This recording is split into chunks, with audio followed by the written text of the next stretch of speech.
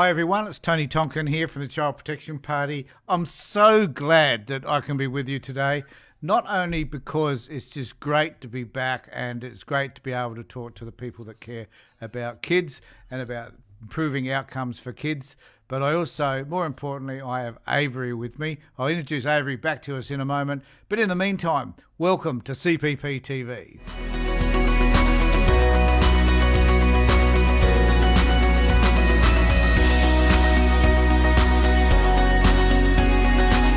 As usual, this is another brilliant production by CPP TV, which we're always trying to refine.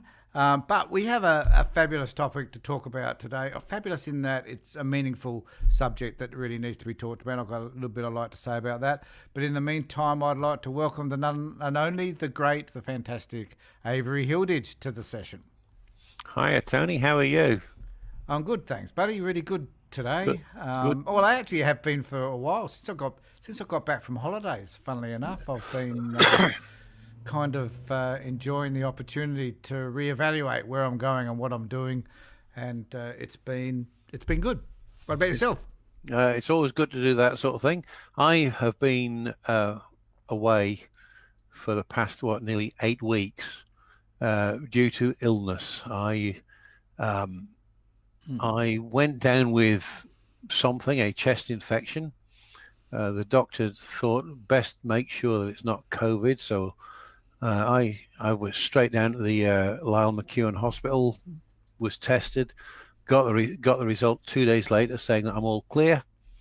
But although I'm all clear, it was nearly 8 weeks that I was on increasing levels and increasing dosage, increasing strength of antibiotics. And I need to say, Avery, you have been missed. You know, I've missed these conversations, and I'm sure that people out there have missed them as well. Probably not me so much as you, because you're the man that holds it all together. We all accept that, but it's just the way it is. Hey, look, and I just want to say before we get into our topic today, I just want to welcome anybody who does choose to come on board to have a conversation with us, because it's important that we understand that this is about your opportunity to speak to us, our opportunity to speak to you about the things that concern us in the child protection space, and but also I just wanted to say I'm happy to see that our friends in Victoria, Avery, have had an opportunity to get outside their homes and experience what the weather in Melbourne really is like. Yeah, you mean rain? Yes. Pissing down today, I think. Yeah, Manchester of the South is Melbourne. Yeah. I think the only differences between Melbourne and Manchester back in England is the accent and the temperature. Otherwise, both great shopping centres, both great places to visit, but be prepared to get wet. It's funny. I remember. It's not funny. It's sad. I remember when Dee and I were in Liverpool last year. It was raining like cats and dogs, and it was the coldest I've ever been in my life. Absolutely freezing, bitter, terrible, but could only happen in the UK. Yeah. Sorry. I was just going to say, I lived for nearly 18 months. I spent up in the Arctic, and I've been colder here in Melbourne. You know, when I've been on occasions in Melbourne than I ever was in the Arctic. Yeah, those Arctic breezes that blow up there to the. But anyway, they're kind of relatively sort of heading towards COVID free, which is something we all should be celebrating here in South Australia, because we've been that way for such a long time. We've forgotten even what COVID is. You know. I got close to finding out. Well, and we're grateful you didn't have it, Avery. Yeah, me too. We're grateful that you're still with us, man. Me too. But our thoughts go to all of those people. I mean, and my thoughts go to people in the UK and the USA who are suffering greatly, and in Europe who have got their third wave happening, and thousands and thousands of people are still dying as a result of this terrible disease. So our thoughts need to go out to them as well. Yeah, absolutely. Okay. So what we wanted to get into today is a subject which concerns Avery and I, and it concerns the CPP, and that is the issue around the lack of being able to protect children who are in care from sexual assault. And that includes grooming, so using social media to groom kids and to protect them against other people, and in one particular case that I'm aware of, being sexually assaulted by a child that is in the care of the minister. And so the question we're asking today is, who actually cares? Why isn't it that the minister is not acting as they should around these issues? And Avery, why in the particular did they not even know that this child that was raised, the issue was raised in a committee and in Parliament committee, and why isn't it that the minister didn't even know? So we'll talk about all of that in just a minute, but I'll start with the headline, which is this one. So it says, Child Protection Chief refuses to say who knew about sexual assault of girl in state care. So the question here is that if Kathy Taylor, who is this person on screen, did not even know, and she is responsible for the well-being of these kids, who holds her to account for not knowing about something as severe as the sexual assault of a child? Not only was it sexual assault, that the child became pregnant as a result of this assault. What is wrong with our system, Avery, whereby they don't even know, the minister didn't even know that this was happening? One thing to add to that is not only did she become pregnant, I'm not sure, I don't recall what her age was. 13, she also had 13 or 13, and she had she had to have an abortion, right? Yeah. That an abortion is something that's going to live with her for the rest of her life. That needs to be taken into account as well. Why don't they know? I've got no idea. Lack of transparency is one thing, and I'm pretty sure the article that you've got there mentions lack of transparency. It's a thing that we've been advocating for nearly 6 years now, and I'm pretty sure you'll have been advocating for about the lack of transparency in the what do they call it, Family's Essay beforehand, and whatever Facts before that. Facts before that. Yeah.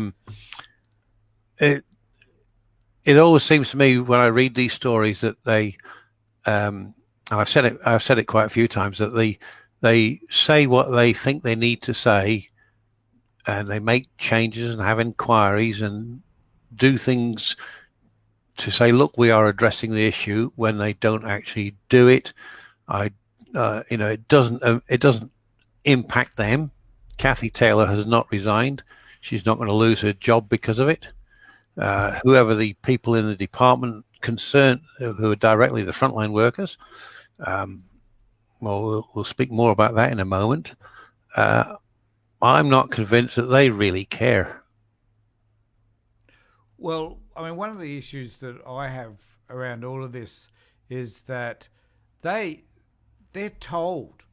Before we get into some of these other issues around Kathy and the way we think about whether or not she should still have a job or not, is that I've got a case at the moment where a 14-year-old kid just keeps running away from care, and I spoke about this some weeks ago, but it's quite pertinent today, because what it is saying is that the department knows that these kids are running away, that they want to go, in many cases, they want to go back to their biological parents. And the department refuses to accept that these kids at this particular point in their life have a mind of their own, and they want to do things their way. And not always that's the best thing to do, because some of these kids get involved in risky behaviours. I understand all of that. But sometimes the department needs to understand that they cannot hold on to these kids forever. At 18, they go.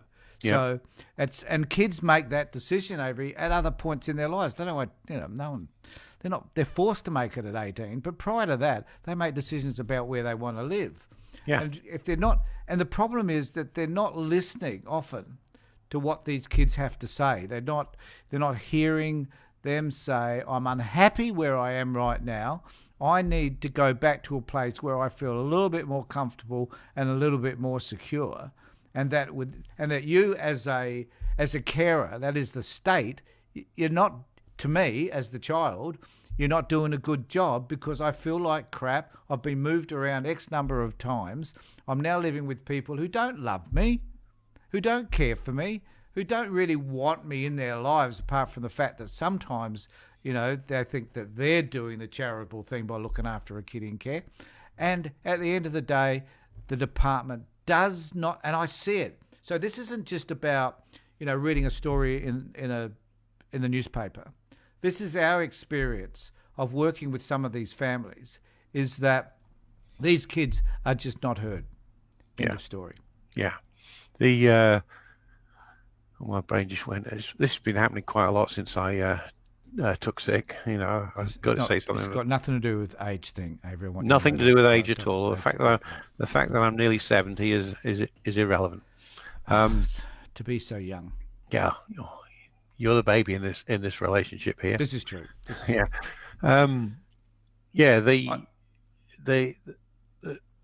It seems to me that the state doesn't realise that when they take a child away, they are taking on the role of parent. All right. It doesn't seem that they realise that that's what they're doing. But they're known as the guardian. I know. They're, in the legislation, they become the guardian of this child. And the question to me is, what does guardian mean? Like this is Kathy Taylor's admission that she did not know about this case, and this child was basically raped, sexually assaulted, and by an adult, and she did not even know about it. Yeah. What does that tell you about? See, my guess is that someone in their department would have known. Like, who is the social worker that looks after this kid? Yeah. Why did they not know? My guess is they did. My guess also is that they didn't have the guts and courage to raise the issue with the department because they'd realised they'd stuffed up. Yeah, I go along with that. I would say that I wouldn't expect Kathy Taylor or Rachel Sanderson to know about that kid that keeps running away, right? But when a kid gets sexually assaulted and ends up pregnant and having to have an abortion, there's absolutely no excuse for that not being passed up the chain to Kathy Taylor and to the minister responsible. No excuse whatsoever for that not happening. And she says, they say further in the article here, Avery, the Chief Executive of South Australia's Department of Child Protection, Kathy Taylor, told State Parliament's Budget and Finance Committee that a breakdown in reporting procedures, for God's sake, meant she and her deputy and the deputy's executive director of service delivery and practice. This is a whole group of people you're talking about here, Ken. This is the upper echelons of the department were not told about the case. Now, what does it say about your organisation if people are not prepared to take issues such as a child being raped while in your care up to the executive or somebody else to deal with the issue? What does that say about the relationship that you have with these social workers? Yeah. When I read that, I'm a very process-oriented person. And when I read that, my immediate thought is I'd like to see that process. Because if I had been writing it, I would have said that certain cases must be reported up the chain. So a sexual assault of a child in care, a girl in care getting pregnant, all right? That sort of thing. I would have put a list of things, right? A physical assault of some sort, a sexual assault of some sort, that sort of thing. I would say that absolutely must be reported, and disciplinary action will be taken against anybody that does not report it. Yeah, and then the other thing is like the kid that runs away occasionally. Yeah, The And I'm minister, quite certain, that there are those procedures. well, we don't know. All we know is that there was a breakdown, according to Kathy Taylor, there was a breakdown in the procedure. Well, we don't know what the procedure is. The procedure could be, if something happens, let us know about it. If you know, Well, we I don't. guess but the issue is even if there is a procedure, simply someone did not follow it. It's like saying we have a speed limit, but if you exceed the speed limit, you're going to get fined. You're going to get in trouble if you get caught.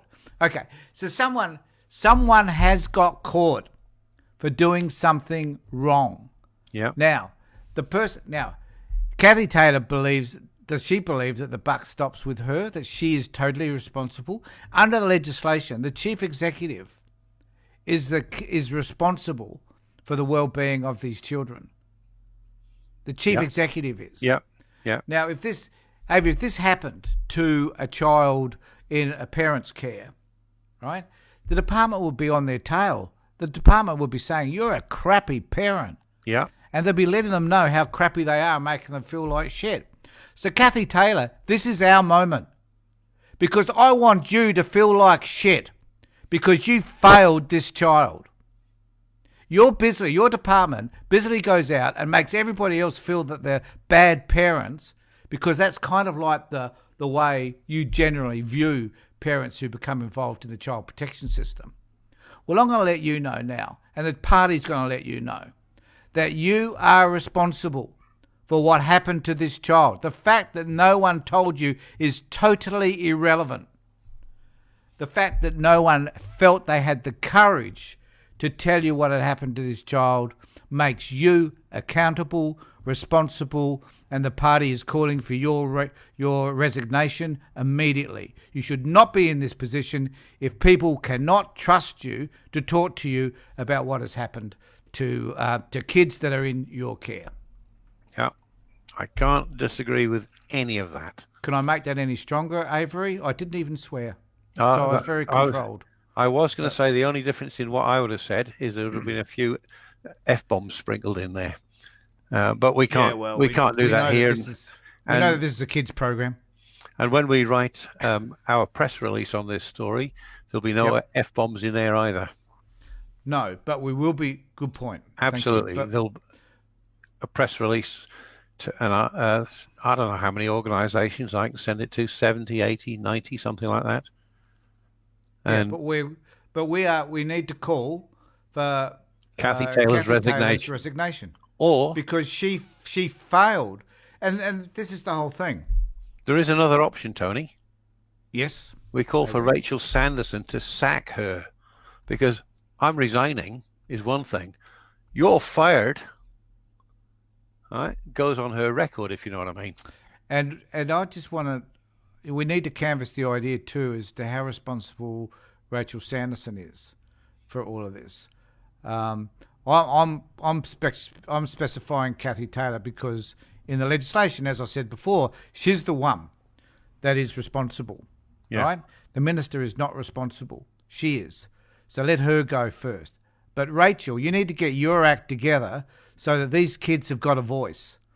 Right? Yeah. Now we know, this is one of the problems with the system, Avery, is that these children are never heard. Yeah. Right? And that the department, for whatever reason, thinks that they must hold on to these kids until they're 18. Even though the department knows that they're not doing the best job they can with these kids. And in some circumstances, even though they may not be the best, these children could be returned to their biological parents. Yeah. Right? Yeah. But they don't. Yeah. Because they have this sense of, well, I kind of see it more like ownership. So somehow, it's like being in a bad relationship. It's like domestic violence, but at an organisational and systemic level. Yeah, yeah. Yeah. That they want to. The kids want to leave the relationship, but are told that they can't. They kept on getting brought back home, right? And they kept on being told that every time you run away, you come back. So it's like a DV relationship where the woman, in most cases, leaves the home. And then he entices her back with something, like, I'll never do it again, whatever, you're going to be okay, I'm going to give you some gifts, whatever it might be. The department does the same thing. Well, the You know, department, the department does something else with kids that consistently run away. Department here, anyway, they put them in a training centre with they barbed do. wire fences and Absolutely. things like Thanks, that. mate. Yep. Adelaide Training Centre. Used to be a Yeah. detention centre. Used to be youth centre. Used to be a blinking jail for kids. Oh, It's, still is. yeah, I was just going to say that. You go and have a look at it. It's still a prison. Yeah, it looks better than it used to, though. They've done it up. Good for them. Yeah, But still got barbed wire fences and gates that you've got to get a pass to get through and things like that. But how are we teaching 13 and 14-year-olds to be free thinkers and think independent? You know, these are the ages in which kids are discovering that they can have a voice. Yeah. And they're working through shit, frankly. These are times, you know, I can remember, my son will hate me saying this, but I can remember my youngest son throwing some tanties, you know, like but you know, at those ages. But I knew he was working through crap. He had to be let go to work it through. He turned out fabulous, thank God. Yeah. A fabulous young man. But, you know, kids have to work through this shit. It is tough for any parent. It's tough for the department. I get that. But you have to understand where these kids are at and that they need to work through some of this crap in order to come out the other side good adults. Right? Yeah. But putting restraints on kids, you know, it's almost like, you know, these kids have got some mental well-being issue and need to be locked up in you know, a psychiatric institution somewhere because that's the only way that they can ever be controlled. You know, it's straitjacketing kids Yeah. in an environment in which they need to be allowed a sense of freedom and independence. And the department don't get it. Yeah. So I don't know if you saw a post that I put up a couple of days ago. It was about, I'm sad to say that one of my cousins is the one that put this thing up. And it shows this woman beating the snot out of this kid. Oh, I saw that. Yeah. Right. And I said, this is, you know, this was the norm in the 1950s and the 60s. Back in my day, if you didn't behave and listen, this is how you were taught. This is how you were taught respect, obedience, responsibility, politeness, humility, good manners, and honesty. Right? Mm. There is no justification for a treatment like that, for treating a kid like that, none whatsoever. I've had people have argued with me about this since I posted that one up, saying, oh, there's lots of kids that need to have their arse tanned and things like that. I wonder how much of that attitude exists in the department. You know, children are property.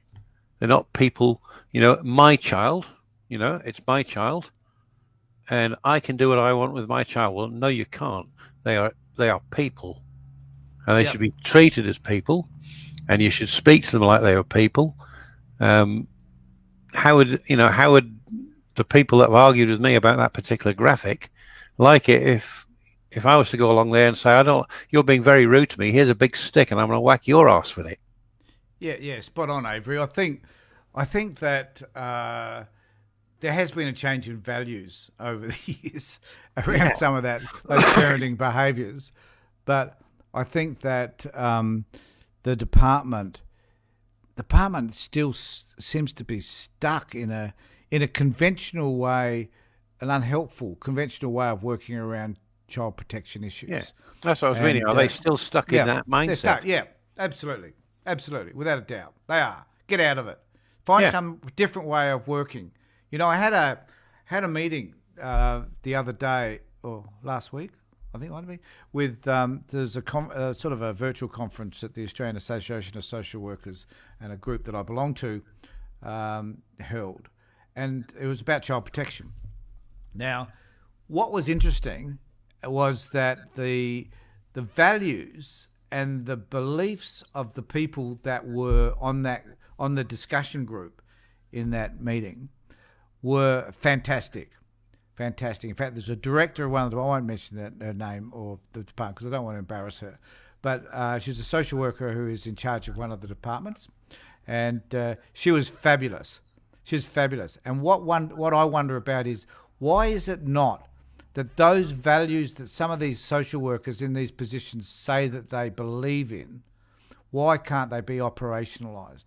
Why can't we see them? And the reason for that is that they, even though I think some of them do believe some of those fabulous values that they've got, but they can't operationalise it because the rank and file don't want to do it. They find it too hard to apply some of the basic principles of the very profession that they're working in. Yeah. And I just think, Jesus Christ, there are people out there who do think and act like we do. Yeah. But getting them to get it to work is a completely different issue, it seems. I just wanted to go to, Avery, this other bit here, which I think you wanted to comment on. Yes. And I think this is Kathy Taylor. What I can say is that in this situation, frontline staff did an exemplary job. What's your comment around that? How can you said she was 13, how could a 13-year-old girl being raped while in the care of the department, how can you say that the staff did an exemplary job? I don't see how she can possibly justify that comment. Well, is the exemplary job based on the fact that they didn't tell the minister or the chief executive? Yeah. Well, what's the exemplary job that they did? Yeah. What was the example? Out. Oh, actually, I take it back. An exemplary job. Exemplary means an example. Well, okay. There's an example of exactly what not to do. Report the damn thing. This girl has been raped, right? Report it. The exemplary job that they did there was obviously not sending up the food chain. Don't you think we need to question then why? What would have prevented people from reporting this any further, though? I'm still curious. If you know that something as horrific as this has happened, why wouldn't you report it? Yeah. What prevents people? It's like, if I know that a kid's been abused, right, and it comes to me and I fail to report it and it comes to light that I knew about it, I'm a mandated reporter. Yeah. So I can be fined heavily for that. So these people that knew about this, are they being fined? Is legal action being taken against these people as well? A little bit further Yeah. in that article, it says that no disciplinary action has been taken. A little bit further down from where you are at the moment. Yeah. There you go. There we go. That's the one. No disciplinary action has been taken over the failure. Why? Yeah. Right. I mean, back on what we were saying about the culture in there. I go back to what I was just saying a moment ago. The old children should be seen and not heard. Right? Yeah, absolutely. Children should be heard. They've got a voice. They've got brains between their ears. They've got their own opinions, their own thoughts on what's happening to them, what needs to happen. And the department doesn't seem to give a toss about what the child themselves has got to say. That's right, and it's not like Avery. These kids are stupid. No, because they're not. My experience of these kids is they leave a lot of us adults for dead. Yeah, they're much more street smart than what I've ever been. Yeah, their retorts and their comeback lines, I think, are sometimes extremely clever. They do things that are unhelpful to their own well-being from time to time. We know that, and we accept that. But they're not stupid people either. Yeah. And it actually distresses. One of the things that distresses me the most, I think, is that kids in these situations we often find them uneducated as well. Yeah. Their reading and their writing is lacking, and they just don't. But they're not stupid. Just because you're struggling to read and write because you never had that opportunity when you're growing up because you're busily being shunted from one foster family to another or living in traumatic situations, I can understand why you wouldn't. But it certainly doesn't mean that they're stupid. I just want to come down to that bit too that you mentioned it was the application of mobile phone and internet procedures that actually led to the predatory behaviour in this matter being identified. Yeah. Can you talk to that for a bit? Yeah, certainly. I mean, it was the application of mobile phone and internet procedures that actually led to the predatory behavior in this matter being identified by the media. Yeah. It wasn't a process from reading this story. It wasn't a process that exists in the Child Protection Department that led to this being discovered. It was a report in the media that brought it to their attention. And then it's, oh, bugger, we'd better go and have a look at this. And then it came up in the inquiry. Yeah. I think. But I think, Avery, the other thing too that we need to note is that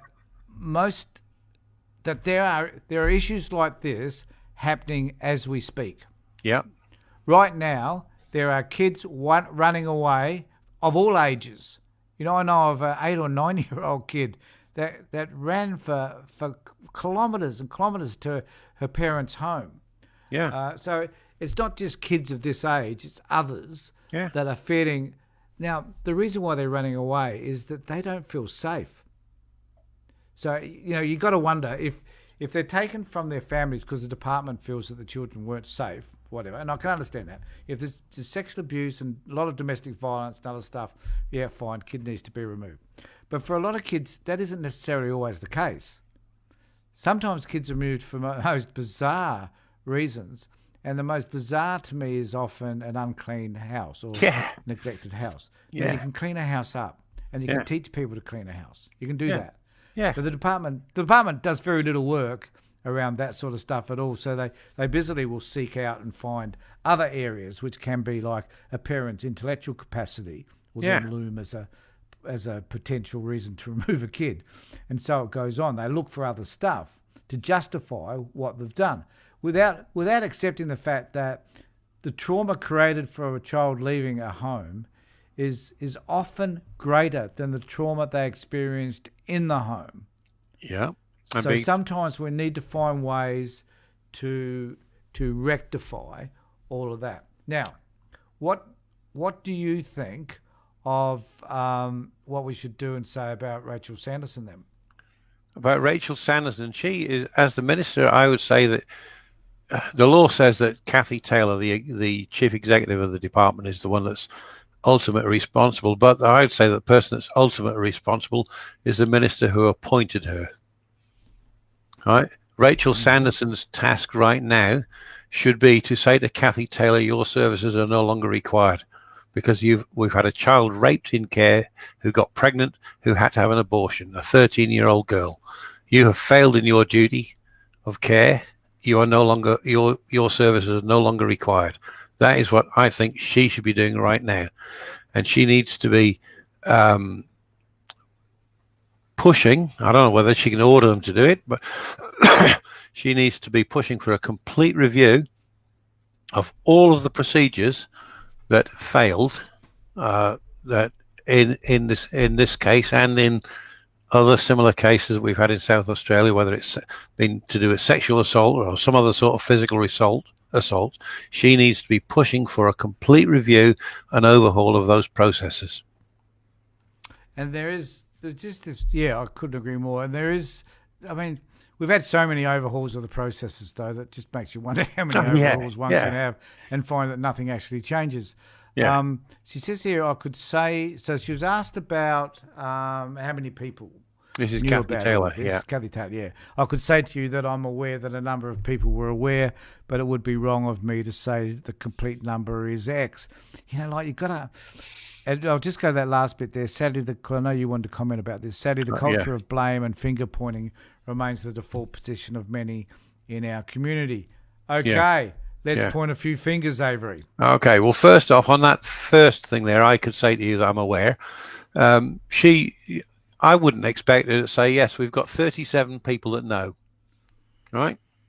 Because it could be 57, but I would expect her to be able to say, yeah, to my knowledge, there's approximately 40 that were aware of this, right? There are approximately 5 that were aware of this. What other than, she could certainly give an approximation. She doesn't want to. Why is the number problematic then, do you think? Because if the number is 2 people who are aware of it, it's not quite as bad as if it was 42. Yeah. So what do you think? What do I you think it think tells us she, about the department if it was 42? I think the number would because of that. I think that it's quite likely that the number is quite high. You know, Yeah, people because people in the food chain, and if I yeah, say exactly. there was 40 odd people that knew about this, that shows a real failure in the system. There's 2 people, all right? There was the caseworker and there was that caseworker's boss. Well, it's not Mm. quite as, it doesn't sound quite as bad as all these people knew and not one of them said it. And I bet you, I could almost guarantee you that everybody within a district centre, that is an office, Would know. DCP office, would know. Yeah. And So how that many would would have be to in the be average? How many would be in 30, the average well, office? minimum 30 people. So when I It said could be up to 40, 50 people. I wasn't that far out. No, no, not at Yeah. all. Not at all. Yeah. They would know. They would be talking around the coffee table and in meetings and Yeah. all over the place. People would know. We're not. They treat us like idiots. Like just by saying that, making that statement, I'll bring it back up. But just by making this, I could say that I'm aware that a number of people were aware, but it would be wrong for me to say. Well, you're just telling us. Yeah. But that number is extraordinary. Yeah. It's a big number. I can assure you. Yeah. On the other comment that was on there about the culture, sadly, the culture of blame and finger pointing remains the default position for many in our community. My heart bleeds for you, Kathy. I feel so sad and sorry for you that people are pointing fingers at your incompetence. Right? Is it any wonder that there's a culture of blame and finger pointing when things like this happen? And I think there's a degree of irony in all of this because the department's degree of blame and finger pointing at what they identify to be bad parents is to the extreme. Yeah. So to be complaining that people are pointing a finger at you, it's a bit like you bloody well deserve it. Pot meat you kettle. spend the whole culture of this organisation is to blame other people for the inadequacies of governments and societies and communities to take action that will help the most vulnerable people in our community. I've got a nuclear powered irony meter in this house, and when I read that comment from her, it overloaded. I had a small mushroom cloud in the back of this room. Okay. The irony of that. It is. It's just the most stupid, insensitive statement Yeah. that anybody could make. And I'm over, actually, Avery, quite frankly, I'm over being kind of like, I've been conciliatory for years with the department, right? And I'm backing away from the advocacy stuff, as you now know. Yeah. But, so the gloves are off as far as I'm concerned from now on, because as a political party, we're about what's improving outcomes for kids. End of story, zero. But if you as an organisation or as individuals are ignoring the rights of children and are continuing the abuse towards children, then we will call you out. It doesn't matter who you are. We will call you out. And Kathy Taylor and Rachel Sanderson, at this particular point, need to be called out for their inadequacies. Yeah. And I don't give a crap if I never meet them again. I've had meetings with Rachel in the past. They've been fine. I've appreciated it. But I am over it. We've got an election coming up next year, haven't we, Avery? Yeah, I believe so. We need to be ready for that. Federal. Because this is going to be a fight for the lives and well-beings of our children. Yeah.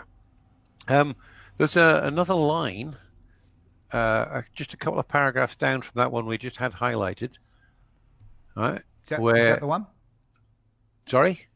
It is unbelievable that the person charged... Oh, no, just a little bit, 2 lines below where it says, sadly, the culture. It says, I'm the person you have to hold accountable.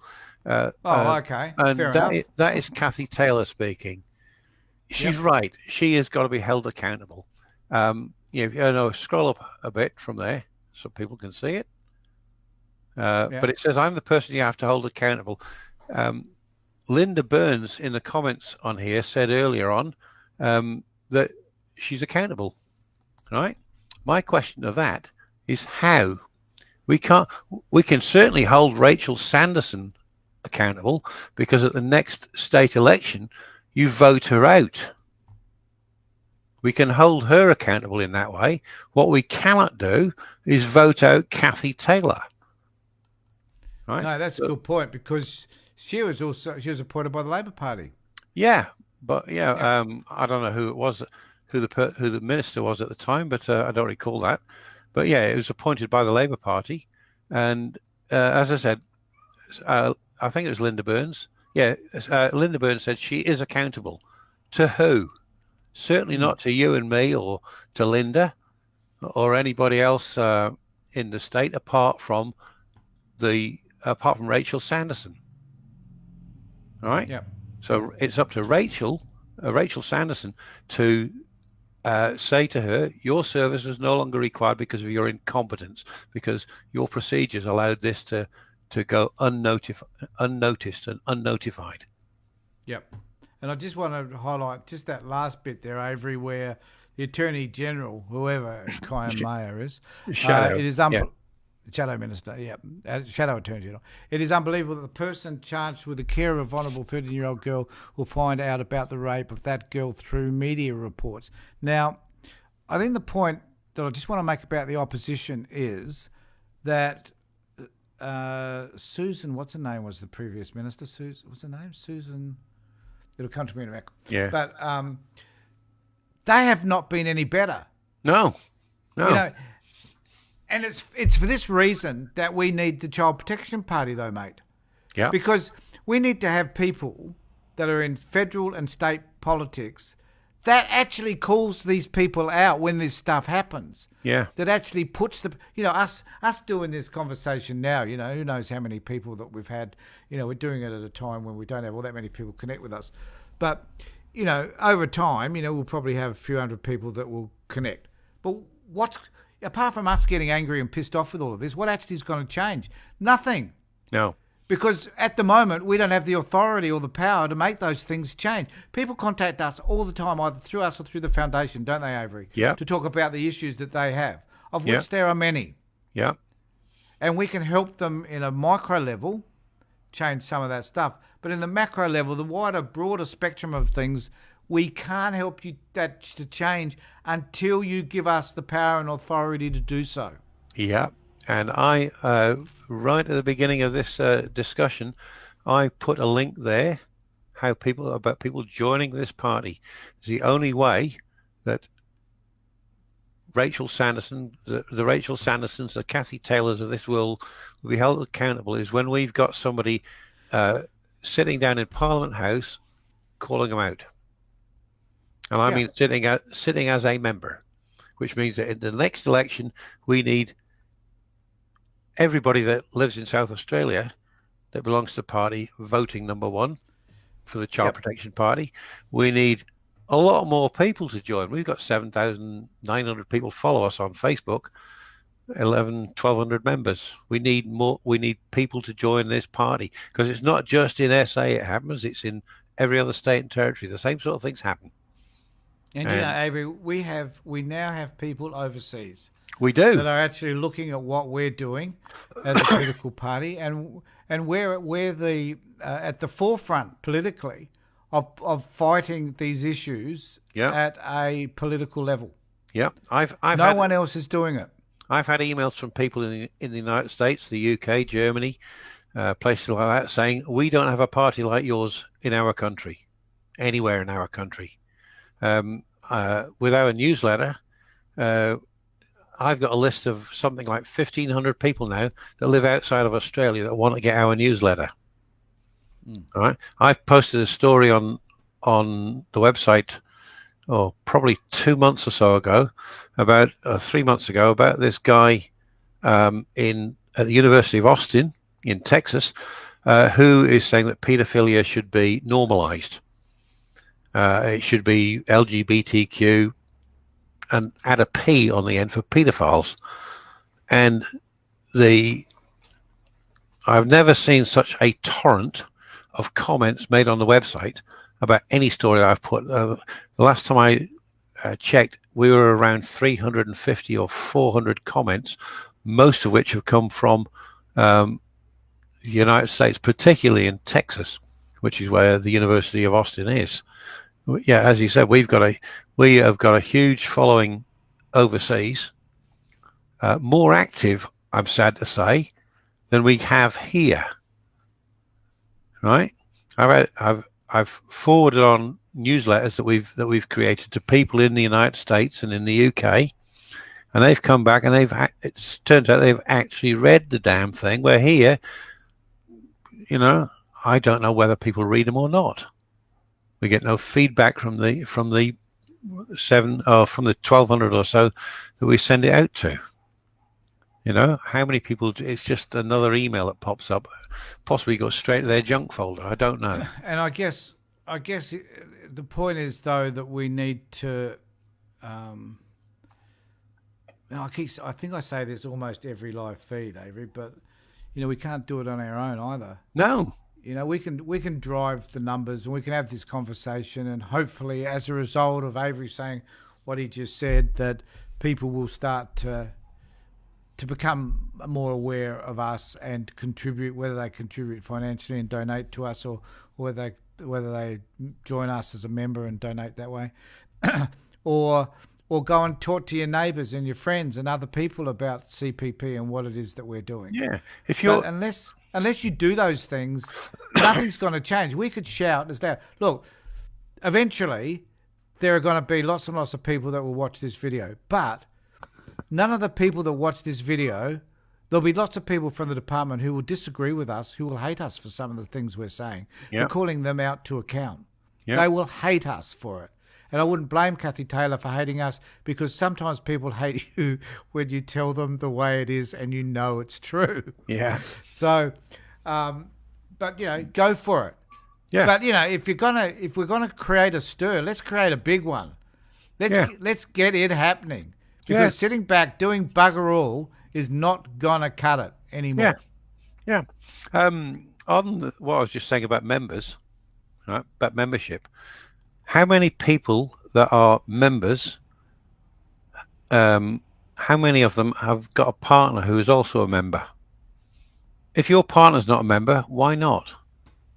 Right? Why aren't you saying to them, look, I'm a member of the Child Protection Party, I want you to join. Right? They can, if they're a member of another party, they can still join. Right? They can't. They can still vote for us. Maybe they give us a second preference rather than the first preference, but they can still vote for us. You know, how many of you have spoken to your brothers and sisters, your parents, your older children who are old enough to join? How many people have done that? I mean, in my family, I've got two sons, both are members, right? My wife's a member because I spoke to them and said, you got to join this, you got to do this because it's valuable. It's something that needs to be done. And every single person that is a member of the party should be talking to their family, their husband, their wife, their older children, right? They should be talking to them, their parents, you know, whatever, brothers and sisters and nephews and nieces. Talk to them and say, join this party. You care about what's happening to children, join this party. Yep, spot on, mate. Now we have to Rant conclude over. there, Avery, because I have to go and see a client, funnily enough. I just want to reiterate what Avery's just said, that, you know, become a part of who we are, so that we can make the changes that we need to make that are going to produce better outcomes for kids. I can't explain it any more simpler than that, Avery. I got one other thing I want to add to this. Yep. And that is that in South Australia, we've got 4 or 5 of us doing all of this. Yep. We need more. We need somebody who's got the skills, who's willing to act as a treasurer for us, for example. Just volunteer a couple of hours a month to act as a treasurer. We need somebody who's got fundraising skills to join us, and just a few hours a month help us to raise funds. You know, who's got marketing skills, who's willing to spend just 2, 3, 4 hours a month, right? You spend 40 or 50 hours a week on this. I spend 30 to 40 hours a week doing this. I also spend a similar amount on the Riley Foundation. That's right. That's spot on. And I get paid exactly that many dollars. Zero. All right. I'm not asking. I wouldn't ask anybody else there to say I want you to volunteer 40 hours a week, but you could do 4 hours a month just to keep our accounts in order. You could do 4 hours a month coming up with ideas of how we can raise funds, or ideas how we can best promote the party. You know, how can we grow our YouTube channel to a point where we've got subscribers all the time watching the videos that we produce, to the where we get sufficient subscribers that we don't need to say to the people, you've got to pay $12 a year for membership, because we're getting sufficient income from YouTube. Right? We can do the same with Facebook. If I could sort that damn problem out that I've got, which I'm still waiting for them to answer, but we could do all that sort of thing.